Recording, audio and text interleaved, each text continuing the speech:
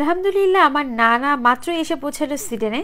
এত বড় কাঁঠাল নিয়ে মনে হচ্ছিল যে আমি রাহানা রাখি আপুর মতো একটা দৌড় মারি। সেটাই আমার খালাকে বলছিলাম যে না থাক, বাইরে অবশ্য ওয়েদার বেশি একটা ভালো না, সেটা আমি করতে পারবো না, তবে আমি তো অনেক বেশি হ্যাপি। আমি বিক্রমপুরের মেয়ে হলেও বউ আমি নোয়াখালীর, তো সেজন্য একটা পিঠা রেখেছি নোয়াখালী, সেটা হচ্ছে ডিম পিঠা। আর অনেক আয়োজন ছিল সব কিছুর পরে আমার হাতের বানানো দই নাকি বিশ্ববিখ্যাত বগুড়ার দইকেও ফেল করেছে। এবং সব কিছু জানতে হলে এই ব্লগটি এখন দেখতে হবে। আসসালামু আলাইকুম, আশা করছি যে যেখানে আছেন অনেক ভালো আছেন। আলহামদুলিল্লাহ আমরাও ভালো আছি। আর আজকে আমার যে রেসিপিগুলো বেস্ট হয় সেগুলোই করার ট্রাই করছি। মাঝে মাঝে হয় না বেশি এক্সাইটেড হয়ে কিন্তু এলোমেলোও হয়ে যায়।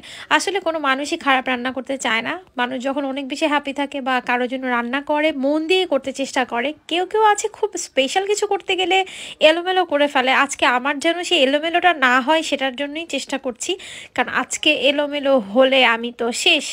আজকে আমার দুজন প্রাণের মানুষ আসছে সুইডেনে বেড়াতে, সো তাদের জন্য আমি কি রেখে কি করব বুঝতে পারছিলাম না। তারপরও একটা মেনু করে নিয়েছি যেগুলো আমি ভালো পারি বা আমারও ভালো লাগে খেতে এবং ওরাও অনেক এনজয় করবে, সেগুলোই মাথায় রেখে আজকে রান্না করছি ল্যাম্প, তারপরে গরু মুরগি সবই করার চেষ্টা করছি। আর ল্যাম্পটা একটু আফগানি ল্যাম্প স্টাইলে করব।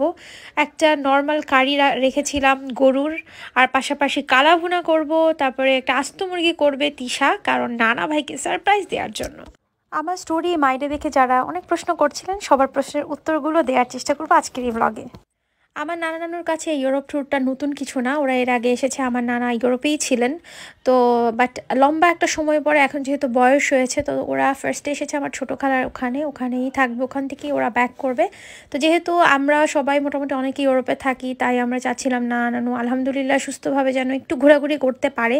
সেই প্ল্যান করে আমার ছোটো খালাও বলছিলেন যে সামারে অ্যাপ্লাই করার জন্য। সো সামারে আসলে একটু ঘুরতে ইজি হবে, যেহেতু ওয়েদারটা একটু গরম গরম থাকবে।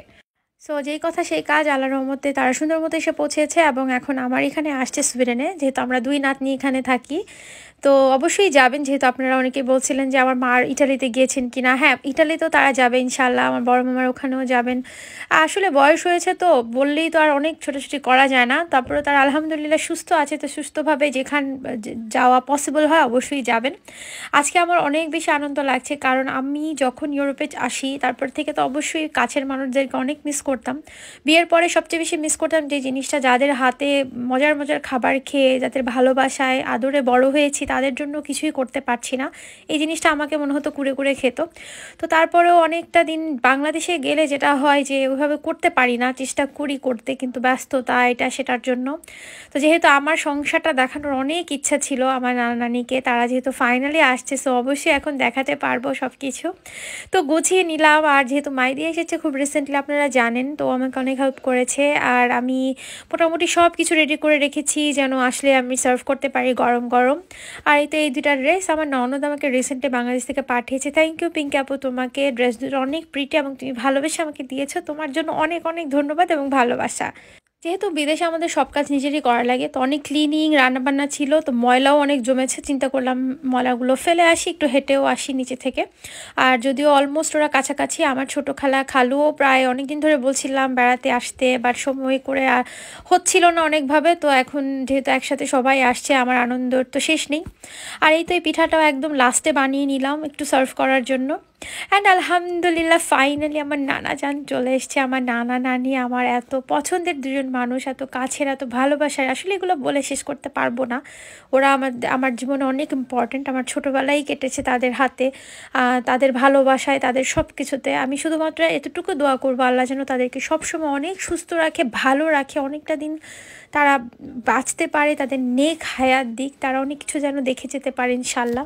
ঈদের পরের দিন আমি যখন ডেনমার্ক গিয়েছিলাম, তো আমার খালা আমার জন্য কাঁঠাল রেখেছিলেন, কিন্তু আনফর্চুনেটলি আসলে ওইভাবে মজা করে কাঁঠালটা খেতে পারিনি। আর এত জার্নি করে এসে কাঁঠাল নিজেও টায়ার্ড হয়ে গিয়েছিল, তো সেজন্য আমার খালা বাংলাদেশি সব থেকে আমার জন্য কাঁঠাল নিয়ে আসছে। এবং সবচেয়ে মজার বিষয়, কাঁঠালটা এত বেশি মজার, আর কি বলবো, আম কাঁঠাল আরও অনেক কিছু ছিল, বাগানের সবজি, সব কিছু দেখানো সম্ভব না, জাস্ট টুকিটাকি একটু আমি ক্লিপ নিয়ে রেখেছি।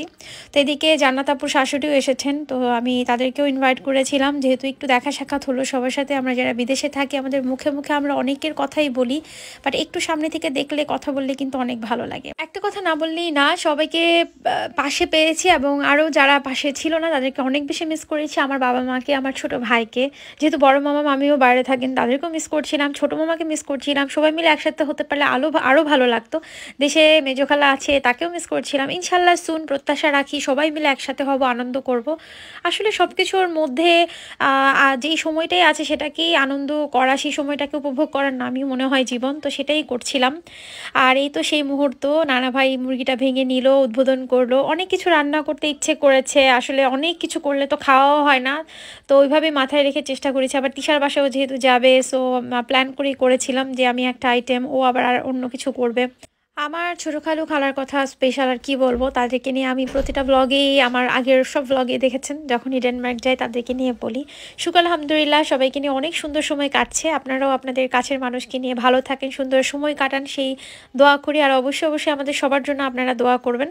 তো এই তো খাওয়ার টেবিল ছিল, খাওয়া দাওয়া শেষ করে সবাই মিষ্টি খাবে। আমি একটু ডেজার্ট করেছিলাম, দই করেছিলাম। দইটা সেদিনের শো স্টপার ছিল, সবাই খুব পছন্দ করেছে। জান্নাত আপু 2টি মিষ্টি এনেছিল। আর এই তো এখনই আমরা গল্প গুজব করবো আর এই ব্লগটা এখানেই শেষ করব। আল্লাহ হাফেজ, আসসালামু আলাইকুম।